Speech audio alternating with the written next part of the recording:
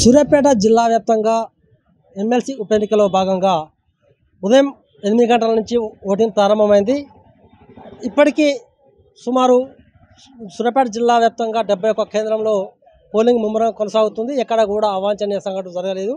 జిల్లా కలెక్టర్ గారు, జిల్లా ఎస్పీ పటిష్టమైన బందోబస్తు ఏర్పాటు చేయడం జరిగింది.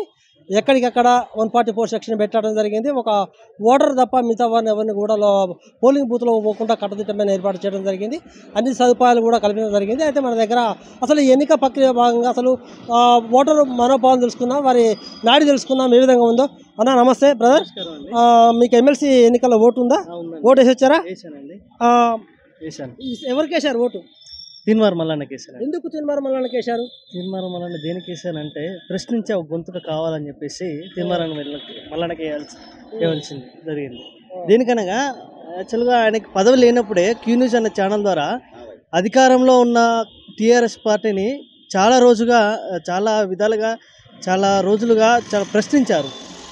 మన అధికారం లేకుండా సామాన్య మానవునిగా ఒక క్యూ న్యూస్ అనే ఛానల్ ద్వారా ప్రశ్నించే గొంతుకుగా ఆయన ఒక ల్యాండ్ మార్క్, ఒక మార్కగా ఉన్నారు. కాబట్టి ఆయన గెలిపించుకుంటే మరి ఇంతగా మరి అభివృద్ధిలోకి వెళ్తామని చెప్పేసి ఆయనకి ఓటు వేయడం జరిగింది. ఇప్పుడు బీఆర్ఎస్ కావచ్చు, బీజేపీ కావచ్చు, వాళ్ళు కూడా మేము ప్రశ్నించే గొంతుకులం అంటున్నారు. దాన్ని ఏ విధంగా చూస్తున్నారు?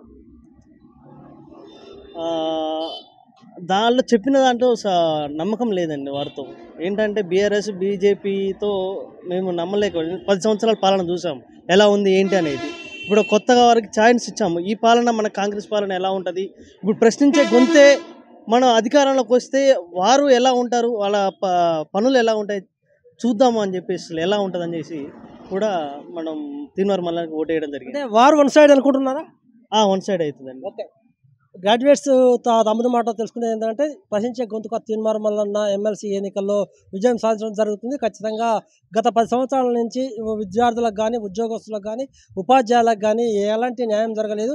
తీన్మార్ మల్లన్న లాంటి వారు ఎమ్మెల్సీగా గెలిస్తే మాత్రం చట్టసభల్లో మా కోసం గొంతై పోరాడతాడు, ఖచ్చితంగా అతన్ని గెలిపించుకుంటామని చెప్తున్నారు. ఎందుకంటే ఇటు బీజేపీ కావచ్చు, ఇటు బీఆర్ఎస్ కావచ్చు, గత 10 సంవత్సరాల నుండి ఏ ఒక్క నిరుద్యోగ కూడా చేసింది ఏమి లేదు. ఖచ్చితంగా తీన్మార్ మల్లన్న విజయం ఇప్పటికే రాసి పెట్టుకున్నారని వాళ్ళు పేర్కొంటున్నారు.